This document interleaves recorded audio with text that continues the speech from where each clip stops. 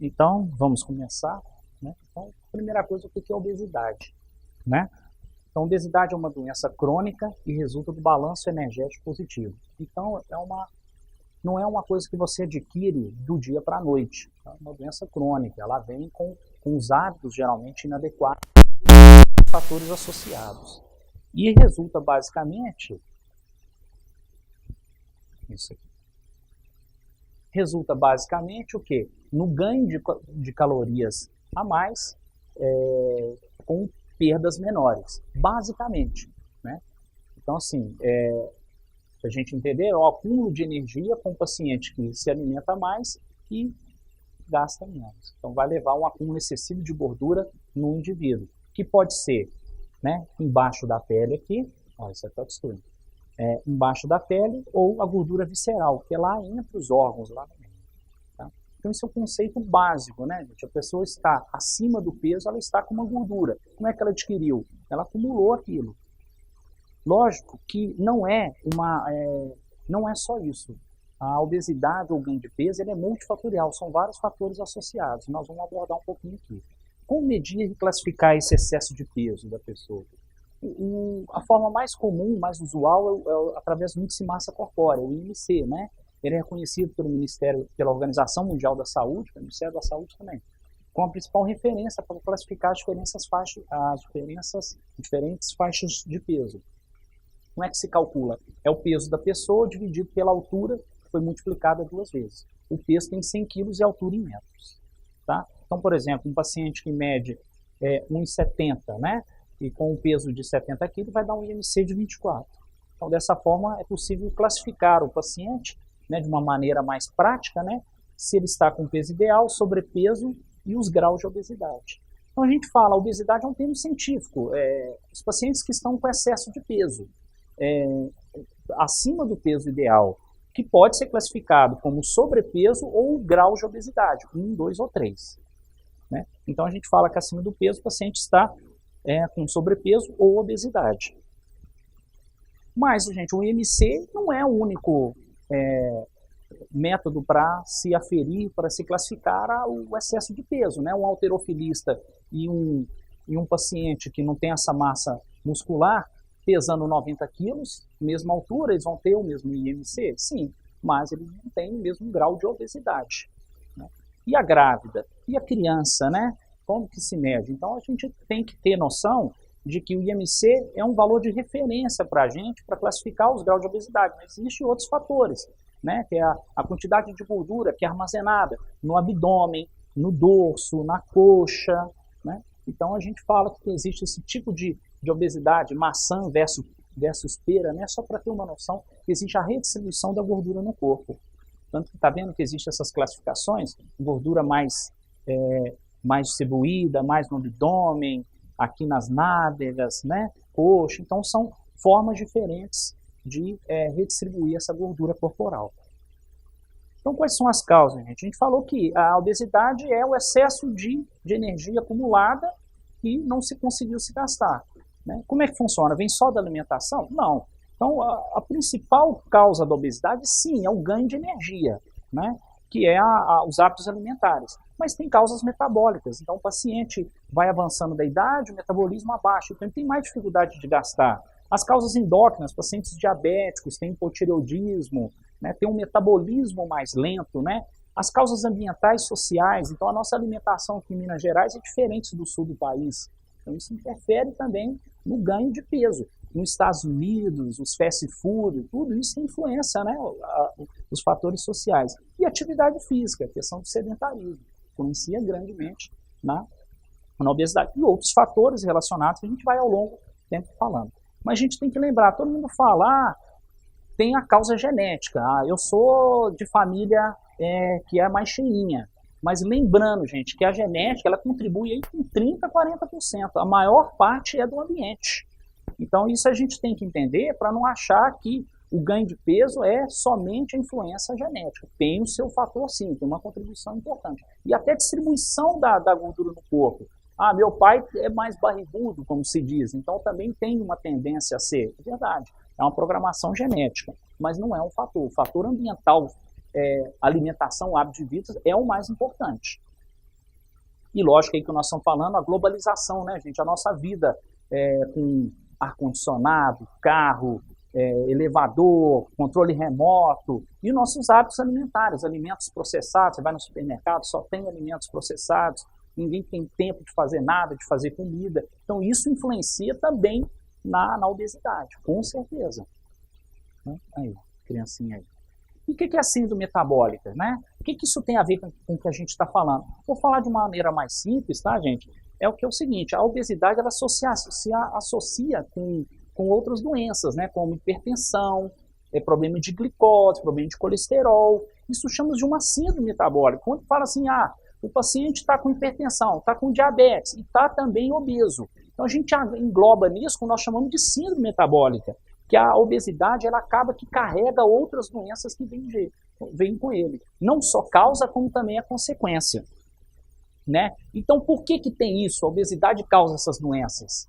Você vê um diabético, hipertenso, muitas vezes associado à obesidade, porque existe essa síndrome metabólica que está relacionada à inflamação crônica. Né? Inflamação crônica é um processo inflamatório no corpo que leva ao ganho de peso, que leva à hipertensão, que leva ao acúmulo de colesterol nas artérias. Muito interessante. Isso é importante para entender o tratamento. A gente tem que, vamos falar em aspas, popularmente falar, desinflamar o paciente. Né? E a síndrome metabólica e essa inflamação aumenta o risco de morte, doenças cardíacas, infarto e AVC.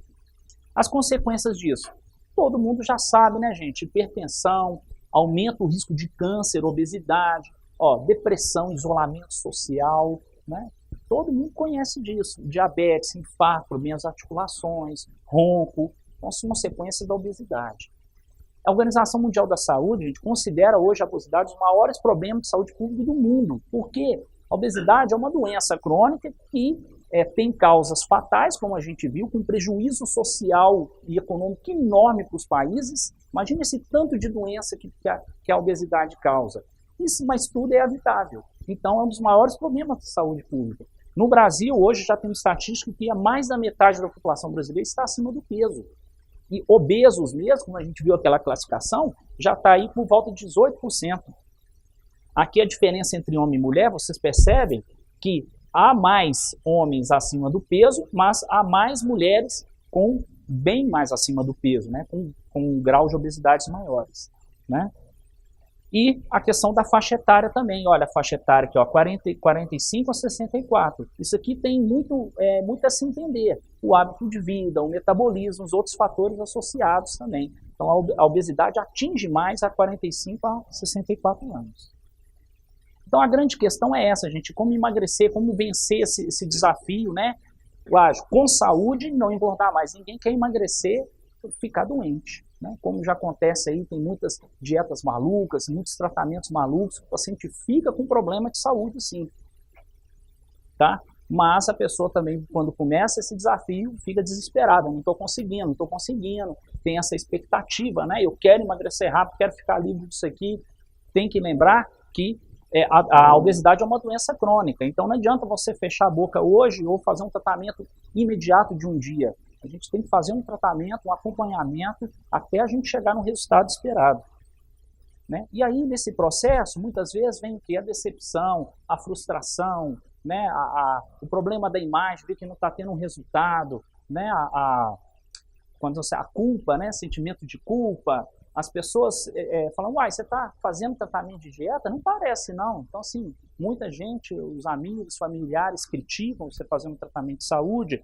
Ou quando você está fazendo aí, tentando emagrecer, vai lá um amigo chama você para tomar uma cerveja, comer um torresmo, alguém traz um doce em casa, um chocolate, você fala, gente, assim não dá, como é que eu vou conseguir o meu objetivo? Né? Então, a gente tem que fazer o primeiro passo, gente. Primeiro é querer, né, pensar que a gente pode, tem que pedir ajuda, tem que ter os profissionais qualificados, a gente estuda muito, se dedica muitos anos e se atualiza para poder ajudar os pacientes.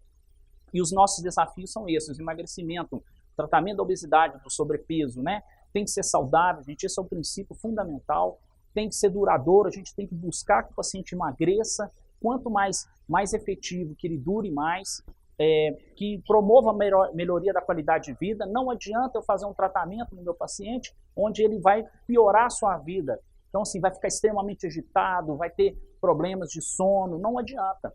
Mudanças de hábito de vida tem que ser algum tratamento que vai forçá-lo ou guiá-lo na melhoria da qualidade de vida. E que eu coloquei em aspas, melhore o metabolismo, ou seja, eu quero que o paciente continue com a tendência a emagrecer, não que ele emagreça só naquele período curto de tempo. Para isso, a gente tem que ter uma atuação multidisciplinar, todos os profissionais atuando em cima do paciente e conversando interdisciplinar, né? Conversando entre eles. Então, eu, como cirurgião, como especialista da mídia de obesidade, vou estar junto com uma nutricionista orientando o paciente, vai ter um educador físico que vai colocar o paciente para fazer atividade física específica para ele, vai ter um psicólogo, um psiquiatra que vai trabalhar das emoções dele. Isso é que é importante, que, através dessa equipe a gente consegue vencer os desafios do tratamento da obesidade. Qual que é a base de sustentação no tratamento saudável de excesso de peso? Gente, primeiro, mudança comportamental. Isso vale com a vida, até a maneira de ver a vida. É uma maneira de a gente começar a combater o excesso de peso. Tem que mudar a maneira de ver, tem que forçar, se educar esse equilíbrio emocional, essa maturidade de trabalhar as emoções, de trabalhar a sua própria vida. Atividade física, né, gente? A gente fala atividade física, fica uma coisa parecendo, eu vou para academia. Mas o mais importante é o quê? Fazer uma vida mais ativa, tem que se movimentar. Vai a pé, anda de escada, movimenta, faz uma faxina, sempre digo com meus pacientes isso, né? Agitar um pouquinho. E alimentação saudável, isso aqui a gente ouve há mais de 20, 30, 40, 50 anos, não sei quantos anos a gente ouve isso. Alimentação saudável, mas que tenha reeducação alimentar. Não adianta ficar comendo coisas que você não gosta. Né? Então tem que ter uma reeducação. E o uso de medicamentos, né? Muito polêmico, tem muito aí, toda hora na televisão, na rádio, constantemente fala-se do uso de medicamentos para emagrecer, gente. A gente pode usar os medicamentos sim, porque a obesidade é uma doença crônica, tem doenças associadas, como eu falei assim, metabólico, mas qual que é a escolha disso? Vai depender do que o paciente tem. Será que ele tem hipertensão, diabetes, dislipidemia, que é aquele problema de colesterol? A gente tem que provocar a melhora da saúde do paciente. Então, tem que ver se tem distúrbios endócrinos, problemas nutricionais, constipação intestinal, distúrbios alimentares. Então, só que tem que levar em consideração os efeitos colaterais dos medicamentos. Então, às vezes, não vale a pena. Muitos medicamentos foram proibidos, como eu coloquei aqui a regulamentação. Muitos medicamentos saíram do mercado, porque provocavam efeitos colaterais com grande risco para o paciente, né? E, às vezes, você vai colocar um medicamento que controla a ansiedade, mas o paciente atrapalha algumas coisas na vida dele. Então tem que saber utilizar com precaução. Também a questão do efeito sanfona, a gente já foi muito bem estudado. Muitos medicamentos causam efeito sanfona. Então tem que saber utilizá-los da maneira correta como auxiliar na saúde. E a questão do preço. Tem medicamentos novos, liraglutida é uma opção excelente aí que tem surgido no mercado, mas é muito caro. Então a gente tem que se levar em conta também no tratamento do paciente. E vai usar a vida inteira? Tem que estudar isso, particularizar para cada paciente. Cirurgia bariátrica é um outro recurso importante para o tratamento da obesidade.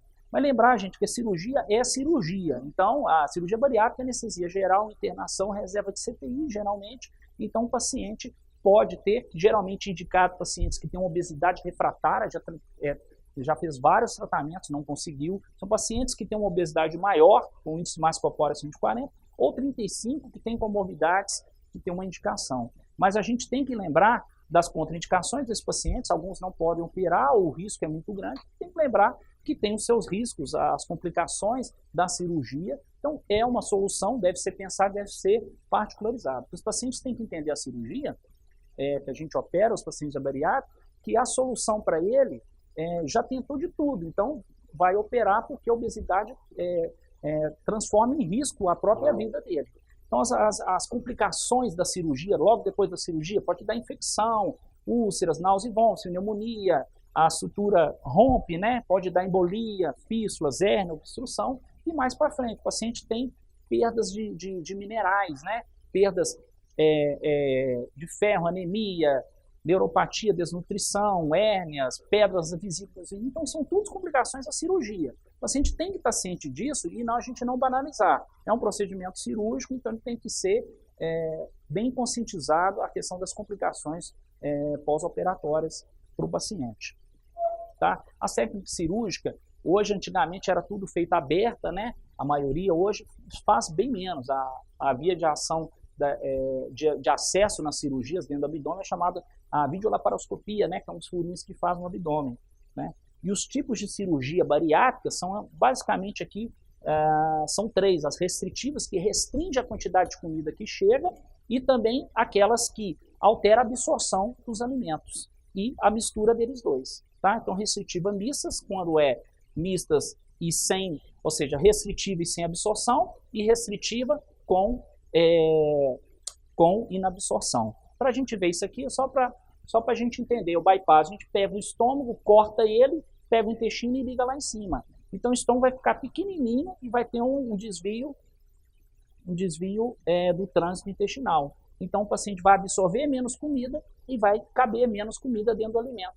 Então é um corte, vai grampear o estômago, vai desviar o intestino, vai ter distúrbios de vitaminas, vitamina de ferro, vai passar mal. Tem que saber indicar muito bem a cirurgia. A gastrectomia vertical, a gente só corta o estômago, então vai caber pouca comida, pronto. É uma técnica possível. Lembrando, são processos ditos definitivos. Cortou, está cortado. Né? Existem outras técnicas, aquelas duas são as mais utilizadas. Né? Tem a duodenal switch, que a gente auxilia com corte do estômago, mais desvio. Né? E essa banda gástrica ajustável, que usa-se pouco, que só espreme o estômago. Todas são cirurgias, tem que saber indicar e tem seus riscos. Outra alternativa, né, que é o balão intragástrico, é uma alternativa onde se implanta um balão, uma bola, né, vamos falar assim, uma bola dentro do estômago, impedindo que o paciente consiga comer muito e sinta menos fome. É um procedimento não cirúrgico, é feito por endoscopia, né? Ele vai restringir a quantidade de alimentos ingeridos. Então, a bola, o balão ocupa um espaço dentro do estômago que a tendência do paciente é comer menos. Vai aumentar a saciedade, porque o balão pesa, ele pesando, ele aumenta a sensação de que o paciente já tem uma refeição aqui dentro do estômago. É um procedimento reversível, você pode colocar e retirar, e é indicado não só para pacientes obesos, na cirurgia bariátrica, mas pode ser pacientes que estão um pouco acima do peso, no caso, sobrepeso. As indicações, como eu te falei, tá vendo? Sobrepeso e obesidade, pacientes que têm dificuldade de emagrecer, paciente que quer fazer alguma cirurgia, uma cirurgia plástica, quer emagrecer, pode fazer o uso do balão, melhorar a saúde em geral, gestante que está com dificuldade pós a gestação de emagrecer, adolescentes também, tem algumas contraindicações, como úlceras sangrantes, refluxos refratários, então o médico vai conseguir avaliar direitinho se o balão intragástrico é uma boa opção para ele. As complicações são bem menores, é um procedimento bem seguro, dura uns 30, 40 minutos, então assim, é mais comum enjoo e vômitos na fase de adaptação. Né? Tem muitos pacientes aí, tem pacientes aqui, sabe como é duro no início, mas o paciente adapta e engrena. Tem pacientes que têm um refluxo um pouco mais refratário, a gente trata direitinho, e a perfuração do balão é muito raro, raríssimo, ainda não tive caso na minha casuística, que o paciente vai urinar azul caso o balão esvazia, aí a troca do balão. Tempo de tratamento é de 6 meses a 12 meses. Por que eu estou falando sobre o balão intragástrico? Né? Porque a gente tem essas opções. Lógico, a base continua sendo dieta, atividade física, mudança comportamental. Medicamentos para tratar outras doenças associadas, ajudar o paciente. Cirurgia quando nada deu mais certo. Mas o balão é uma alternativa, pouco invasiva. O paciente pode utilizar o balão durante o tempo de tratamento e a gente continua depois acompanhando o paciente para ele manter o peso. Então, o balão intragástrico, está vendo? Uma bola, né, que fica dentro do estômago, fica feito por endoscopia, olha aqui o tamanho mais ou menos. E aí o paciente come aqui, o espaço do estômago é bem menorzinho. Então, a quantidade de comida que cabe, é só encostar que vai. A quantidade de comida que cabe é pequena, ele preencheu um espaço maior do estômago, né, e o alimento tem uma dificuldade de digerir, então isso facilita o paciente ter menos fome. Além disso, o balão pesa, então isso aumenta a saciedade. Esse é o princípio de ação. Então, gente, o mais importante é isso, a motivação é o que te faz começar, o hábito é o que te faz continuar. Então, independente do método, a gente tem que manter, a gente tem que continuar. Nosso desafio é o emagrecimento mais eficaz possível, mais saudável, sem prejuízo da saúde, é isso que a gente estuda, a gente dedica aos pacientes, é isso. Tratar as doenças associadas, tratar tudo que está associado ao ganho de peso e que seja o mais saudável possível para o paciente, tá? Aí qualquer informações tem no meu site, clínicamarcosantos.com.br, tá bom? Estou à disposição. E vou chamar também um colega, o doutor Sérgio. Obrigado.